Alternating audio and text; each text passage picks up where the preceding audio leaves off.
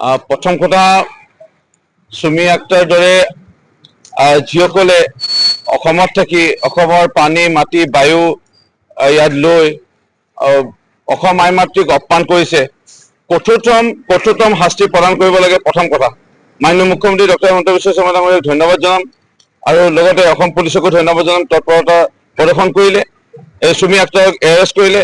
এনেধৰণে অসম বিৰোধী আৰু অসমীয়া বিৰোধী অসম আই মাতৃক অপমান কৰা এই প্ৰত্যেকজন লোকক জেলৰ পৰা ওলাব নিদিয়া এটা কঠোৰতম শাস্তি প্ৰদান কৰিব লাগে আৰু আইন সংশোধন কৰি হলেও এনেধৰণৰ আইন ইয়াত প্ৰণয়ন কৰিব লাগে যে কোনোবাই যদি অসমীয়া আৰু অসমৰ প্ৰতি এটা শব্দও টু বুলি কয় লগে লগে এৰেষ্ট আৰু যাজীৱন কাৰণে একেবাৰে জেলত সোমাই থৈ দিব লাগে।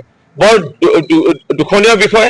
আৰু ইয়াত যদি যোৱাকালি এটা ছবি এটা অসমত আহিছে যে আপোনালোকৰ সংবাদ মাধ্যমৰ যোগেদি আমি ইতিমধ্যে অৱগত হৈছো অসমবাসী ৰাইজে যে অসমতে আছে সুধিছে অসমৰ মুখ্যমন্ত্ৰী কোন, শ্বেখ হাছিনা বুলি কোৱা মানুহ ইয়াত অসমত আছে।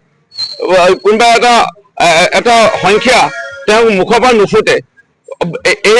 এই লোকবোৰ যে ইয়াত যে সাহস কৰিছে এই লোকবোৰক একেবাৰে নিষেধ কৰিব লাগিব আৰু অসমৰ মাটি অসমৰ ভাষা অসমৰ সংস্কৃতি এই বিনষ্ট কৰিব বিচৰা এই লোকসকলক আঁতৰাব লাগিব। আৰু মোৰ বিশ্বাস মাননীয় মুখ্যমন্ত্ৰী মহোদয় ডক্টৰ হিমন্ত বিশ্ব শৰ্মা ডাঙৰীয়া সফল হ'ব আৰু অসমীয়া জাতি আমি জাগিবলৈ হ'ল। এনেকৈ কোনোবা ব্যক্তি যদি এতিয়াও আজি আমাৰ পথাৰত আমি এলাহ কৰি পেলাই তেওঁলোকক যদি ধান ৰুবলৈ দিওঁ, আমি এলাহ কৰি পেলাই তেওঁলোকক কাম কৰিবলৈ দিওঁ, আশ্ৰয় দিওঁ, তেওঁলোকে কিন্তু গাঁও বনাব, পিছত আমাৰ কিন্তু ভৱিষ্যত প্ৰজন্মৰ কাৰণে ডাঙৰ এটা অসুবিধা হ'ব। বহুতে ভাড়াতীয়া হিচাপে ৰাখে এই লোকসকলক টকা লালসতে হওক টকা লোভতে হওক বা কিবা এটা কাৰণে তেওঁলোকে কষ্ট পাই হওক। মই অনুৰোধ জনাম যি কষ্ট নাপায় বা কষ্ট পাই আছে অলপ হ'লেও এই লোকসকলক আপোনালোকে নাৰাখিব আৰু এই লোকসকলক কামত ব্যৱহাৰ নকৰিব। মোৰ বিশ্বাস এই চুমি আক্তাৰৰ এই ঘটনাটোৱে অসমীয়া জাতিক জাগৃত কৰিব আৰু আমাৰ খিলঞ্জীয়া লোকসকলক বহুতে সজাগ কৰিব।